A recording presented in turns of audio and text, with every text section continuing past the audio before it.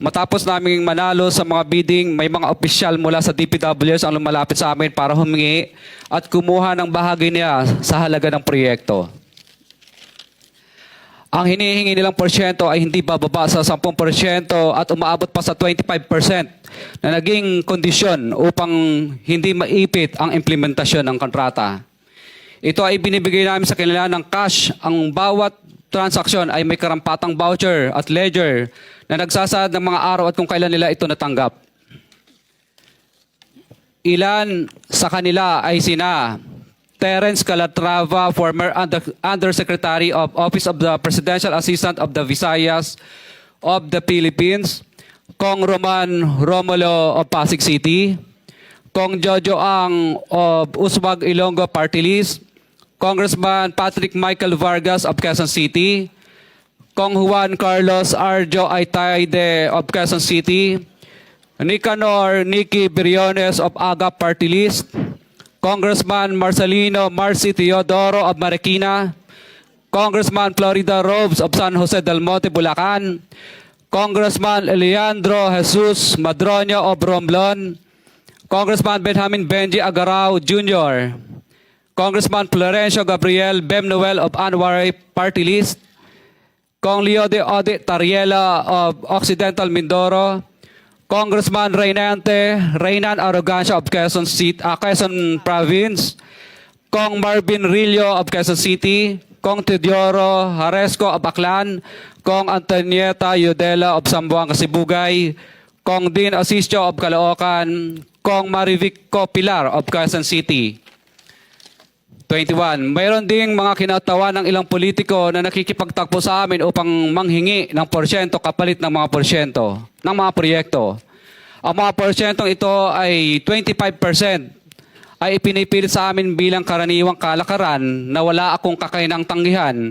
Ilan sa kanila ay sina Regional Director Eduardo Virgilio of DPWS Region 5, Director Ramon Ariola III of Unified Management UPMO, District Engineer Henry Alcantara, DPWS Bulacan First, Undersecretary Robert Bernardo, District Engineer Aristotle Ramos of DPWS Metro First, Pasig City, District Engineer Manny Bulusan of DPWS North, Manila Deo, District Engineer Edgardo C. Pingol of DPWS Bulacan Subdeo, District Engineer Michael Rosaria of DPWS Quezon Second Deo. Karamihan sa mga kawani ng DPWS na nabanggit sa itaas ay paulit-ulit na binabanggit ang delivery ng pera ay para sa kay Saldico na dapat at least 25%. Si Kong Marvin Rillo naman ay ilang beses na binabanggit ang pangalan ni Speaker Martin Romualdez bilang kanyang malapit na kaibigan. 25.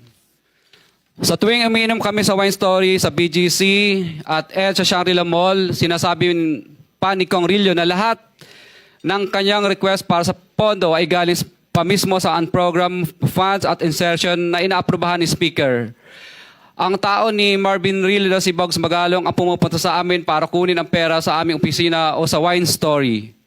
Si Kong Jojo Ang naman, lagi ring binabanggit sa lahat ng project sa kanya ay papondo ni Speaker at ni Saldico. Mataas ang hinihingi sa project, dagdag pa niya, hindi naman lahat ng pera ay para sa kanya, kundi para kay Speaker at kay Saldico. Sa lungsod ng Pasig naman, lumapit sa akin ang DPWS Project Engineer na si Angelita Garucha para kolektahin ang parte ni Kong Roman Romulo sa flood control projects noong 2022. 28, number 28. Pagdating ng 2025, si District Engineer Aristotle Ramos ang sumunod na nagpakilala na bagman ni Kong Roman Romulo kung saan 30% ang kanyang hiningi ay para kay Kong Roman Romulo. Sinabihan ko kay D.E. Ramos na masyado namang mataas, ngunit sinabi niya na walang magagawa dito dahil pondo ito galing sa unprogrammed funds at insertion galing sa taas. Sa ilang pagkakataon, ang mga politiko na personal na inabutan ng halaga ayon sa hinihingi nilang porsyento mula sa proyekto. Ang pagbabayad na ito ay hindi naman kagustuhan kundi isang hakbang na ginawa namin dahil sa matinding panggigipit. Ilan sa kanila ay sina Kong Antonieta Yudela kasama ang kanyang asawa, Kong Marvin Rillo of Quezon City, Kong Nicky Briones of AGA Party List, Arturo N. Ataide, ama ni Kong Arjo Ataide, Kong Florencio Gabriel Bem Noel of Anwaray Party List, Kong Eliandro Jesus Madroña of Romblon, Kong Benjamin Benji Agarao Jr. Bagamat naging matinding pagsubok ang kabawasan ng pondo na nakalaan sa proyekto, pilit at matapat naming sinusunod ang bawat espesifikasyon na nakasaad sa Program of Works na nakasaad sa proyekto ng DPWH.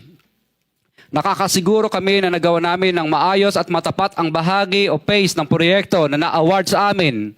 Sa katunayan, hindi kami mababayaran ng DPWH kung hindi ito dumaan at pumasa sa maraming material testing na naaayon sa design ng DPWH. Ina-assess at ini-inspect ng DPWH ang bawat proyekto base sa natapos na parte o accomplishment. Napilitan kami na i-absorb ang kabawasan na ito na nagdudulot ng maliit na kita o pagkalugi sa ilang projects. Para makabawi, dinadamihan na lang namin ang partisipasyon sa mga projects. Taliwas sa mga lumalabas na may mga impormasyon sa publiko, hindi kailanman kami gumawa ng ghost projects. At masugid kami nag-i-inspect sa lahat ng aming mga natapos na projects. Handa po kaming tumistigo ng walang pilit at kusang loob bilang state witness at sabihin ang lahat ng nangyayaring katiwalaan ng Kamara, DPWH at iba pang mga kawani ng gobyerno upang gawin ang tama.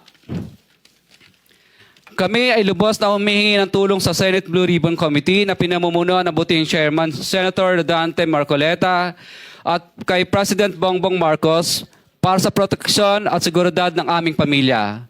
Ang salaysay na ito ay kusang loob naming ginawa at walang sino mang pumilit na gawin ito.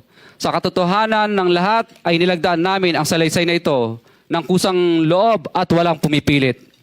Sign, Pacifico of Vizcaya, nagsasalaysay.